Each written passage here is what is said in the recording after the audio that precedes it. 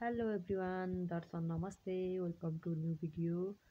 I hope हजुरहरू चाहिँ सञ्चारमै हुनुहुन्छ होला। म एकदम ठिक छु, हजुरहरूको माया र आशीर्वादले फिट एन्ड फाइन छु भनौँ होइन।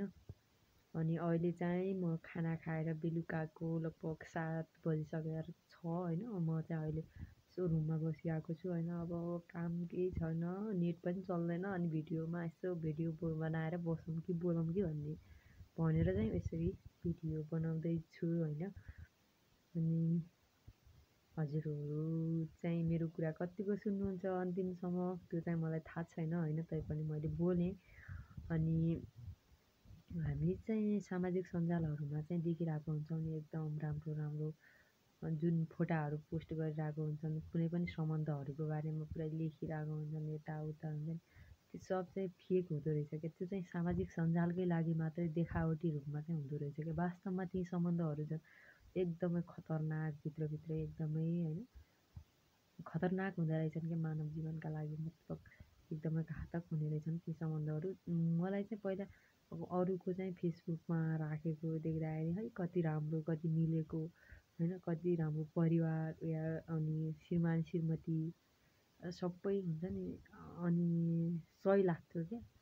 जे देख्थेँ त्यही नै हो जस्तो लाग्थ्यो। तर चाहिँ त्यो सब वास्तवमा चाहिँ जीवनमा चाहिँ केही पनि हुँदो रहेनछ क्या। त्यो भिडियोको लागि मात्रै, अनि त्यसपछि यो फेसबुकमा फोटोहरू राख्नको लागि मात्रै हुँदो रहेछ क्या। रियलमा केही पनि हुँदो रहेनछ त्यस्तो त्यस्तो होइन।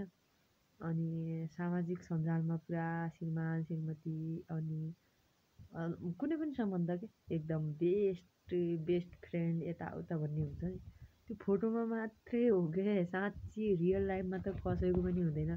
सबै एक्लै एक्लै हो, आफ्नो आफ्नो दुःख आफूमा छ होइन। अनि कति धेरै चिटिङ गर्ने के सबै कुरामा, गर्लफ्रेन्ड बोयफ्रेन्ड श्रीमान श्रीमती साथीहरूको त कुरै भएन होइन।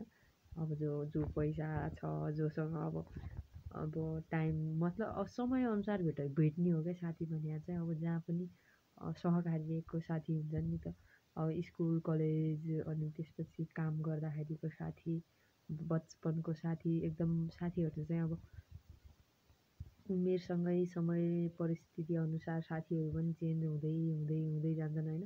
हामी जिन्दगीभरि त एउटैसँग हुँदैनौँ। साथीहरू चाहिँ अब कोही कलेजको साथी हुन्छन्, कोही स्कुलको साथी हुन्छन्, कोही बचपनको साथी हुन्छन् होइन, कोही काम गर्दाखेरि भेटिएको साथीहरू हुन्छन्। अब त्यो छुट्टै कुरा भइहाल्यो होइन। त्यसमा अब चिटिङ गर्ने, साथीहरूलाई धोका दिने चाहिँ त्यो छुट्टै कुरा भइहाल्यो। अनि श्रीमान श्रीमती पनि सँगै बस्ने होइन, अनि फोटोहरू पनि राम्रो राम्रो राखेको, अनि पुरै यो हुन्छ नि बर्थडे एनिभर्सरी डे के हुन्छ नि, सब सामाजिक सञ्जालमा खतरा राखिदिएको क्या होइन।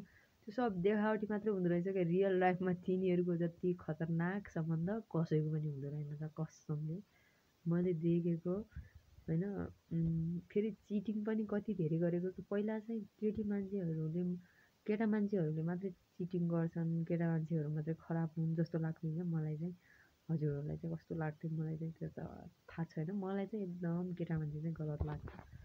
तर आजभोलि चाहिँ हेर्दै जाँदाखेरि, बुझ्दै जाँदाखेरि केटी मान्छे पनि एकदम कति धेरै खतरनाक, कति धेरै हुन्छ नि खतरनाक हुन्छन् कि केटी मान्छे सबै एउटै हुँदैनन्। तर कोही कोही केटी मान्छेहरूले चाहिँ भनेको होइन एकदम धेरै खतरनाक होइन। सोझो बुढो पायो भने तिनीहरूले 4-5वटा बोयफ्रेन्ड राखेको हुँदो रहेछन्। अनि अब घर माइतीलाई देखाउनुको लागि फेसबुकमा फोटोसोटो हालिदिए, केही छैन, सकियो।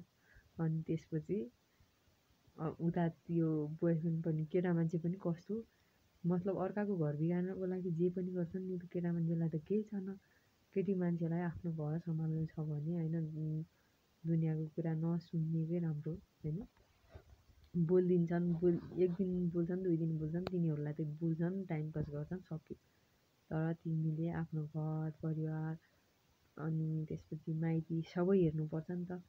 त्यही भएर चाहिँ तिमी त्यो कुरामा नलाग। आफ्नै श्रीमानसँग झगडा गर, कुट, हान, बोल होइन, जेसुकै गर, तर त्यो सामाजिक सञ्जालमा मिलेको जस्तो पुरा होइन एकदम खतरनाक, पुरै माया चाहिँ पुरै खतरा मुना मदन जस्तो माया पिरती देखाएर सामाजिक सञ्जालमा वास्तविक जीवनमा चाहिँ अर्कै नदेखाऊ के साँच्चीकै। मलाई चाहिँ यो कुरा देख्दाखेरि चाहिँ एकदम अचम्म लाग्छ क्या सामाजिक सञ्जालमा। हजुरहरूलाई कस्तो कस्तो कस्तो सम्बन्धहरू देख्नुहुन्छ हजुरहरूले चाहिँ कमेन्ट गर्नु ल। मैले चाहिँ एकदम केटीमा पनि होइन, केटा मान्छे त अब राम्रो केटी पाइहाल्यो भने अभियसली जाने भइहाल्यो होइन, अर्कोसँग बोल्ने यो गर्ने त्यो गर्ने त्यो यत्तिकै भइहाल्यो। केटा मान्छेको त कुरै छैन। केटी मान्छे पनि एकचोटि छोड्यो भने नि त्यो त्यत्तिकै छोडिदिइहाल्छन् के, केही छैन छोडिदिइहाल्छन्, तर तिमीसँग चाहिँ कुरा गर्नु चाहिँ छोड्दैनन्। केटी मान्छे पनि आजभोलि बाठो भइसक्यो होइन, गरिदिइरहन्छन् तर चाहिँ अर्को बनाइहाल्छन्। मलाई थाहा छ यो कुरा।